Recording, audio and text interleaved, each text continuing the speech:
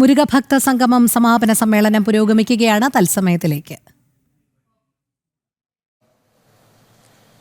കാരണക്കാരൻ തന്നെയാണ് എന്ന് സംശയം കൂടാതെ പറയാൻ കഴിയുന്ന ശ്രീമാൻ രജിത് കുമാർജി,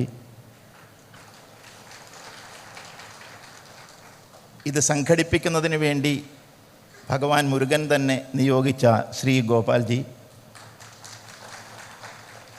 ഇവിടെ ഈ വേദിയിൽ നിരന്നിരിക്കുന്ന നിരവധി പ്രസ്ഥാനങ്ങളുടെ കരുത്തുറ്റ നായകന്മാരായ പ്രിയപ്പെട്ട ഹിന്ദു സാരഥികളെ, അതുപോലെ ഈ സദസ്സിലും നിരവധി പുണ്യാത്മാക്കൾ, ഗുരുക്കന്മാർ ഇരിക്കുന്നുണ്ട്, കുടുംബാംഗങ്ങളുണ്ട്. അവരുടെ എല്ലാവരുടെയും പാതാരവിന്ദങ്ങളിൽ നമസ്കരിക്കുന്നു. ആദ്യമേ തന്നെ എൻ്റെ സർവ്വസങ്കല്പങ്ങളും എൻ്റെ ഗുരുനാഥനായ പരംപൂജനീയ ജഗദ്ഗുരു സ്വാമി സത്യാനന്ദ സരസ്വതി തിരുവടികളുടെ തൃച്ചേവടികളിലും പരമഗുരുവായ ബ്രഹ്മശ്രീ നീലകണ്ഠ ഗുരുപാദരുടെ പാതാരവിന്ദങ്ങളിലും ഭാരതത്തിലെ സമസ്ത ഗുരു പരമ്പരയുടെയും പാദപത്മങ്ങളിലും വിദ്യാസ്വരൂപിണിയായ സാക്ഷാൽ സരസ്വതി ദേവിയുടെ പാതാരവിന്ദങ്ങളിലും നമ്മെ ഇന്ന് രക്ഷിക്കുവാൻ വേണ്ടി പുനരവതരിച്ചിരിക്കുന്ന സാക്ഷാൽ മുരുക ഭഗവാന്റെ പാതാരവിന്ദങ്ങളിലും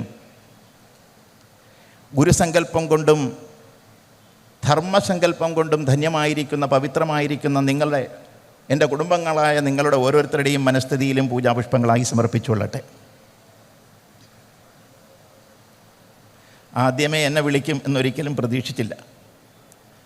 ഞാനൊരു ഉദ്ഘാടനത്തിന് ശേഷമായിരിക്കും, അവസാനമായിരിക്കും സാധാരണ ഈ സന്യാസിമാരെയൊക്കെ വിളിക്കുന്നത്. കാരണം ആളുകൾ പോകാതെ അവിടെ ഇരിക്കണമെങ്കിൽ, മറ്റുള്ളവർ സംസാരിച്ച് തീരുന്നത് വരെ ഇരിക്കണമെങ്കിൽ ഒരു വെടി പൊട്ടിക്കുന്ന ആരെങ്കിലുമൊക്കെ അവസാനം ഉണ്ടാകണം എന്നുള്ള ഒരു ചിന്തയാണുള്ളത്. സ്വാമിജിമാരുടെ പ്രഭാഷണം കേൾക്കാനാണ് സാധാരണ ഹിന്ദുക്കൾക്ക് കൂടുതൽ താല്പര്യം. അതുകൊണ്ടായിരിക്കണം അങ്ങനെ നടക്കുന്നത്.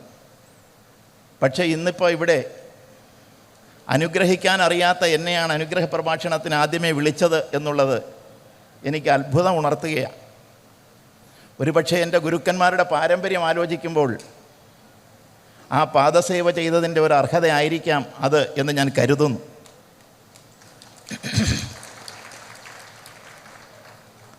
മുരുക ഭക്ത മഹാസംഗമം സംഗമിച്ചിരിക്കുന്നത് ഭക്തന്മാർ തന്നെയാണ്.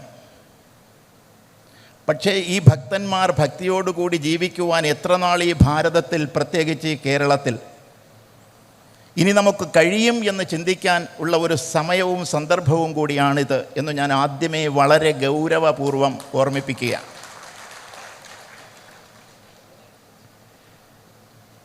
ഇവിടെ ഇരിക്കുന്ന രക്ഷകർത്താക്കളായ എൻ്റെ കുടുംബാംഗങ്ങൾ രാവിലെ മുതൽ രാത്രി വരെ കഷ്ടപ്പെട്ട് അധ്വാനിച്ച് വിയർപ്പൊഴുക്കി രക്തം പൊടിഞ്ഞ് പ്രവർത്തിക്കുന്നത് ആർക്കു വേണ്ടി എന്ന് ചോദിച്ചാൽ അവർ ഉറക്കെ ഒറ്റ സ്വരത്തിൽ പറയും, മക്കൾ.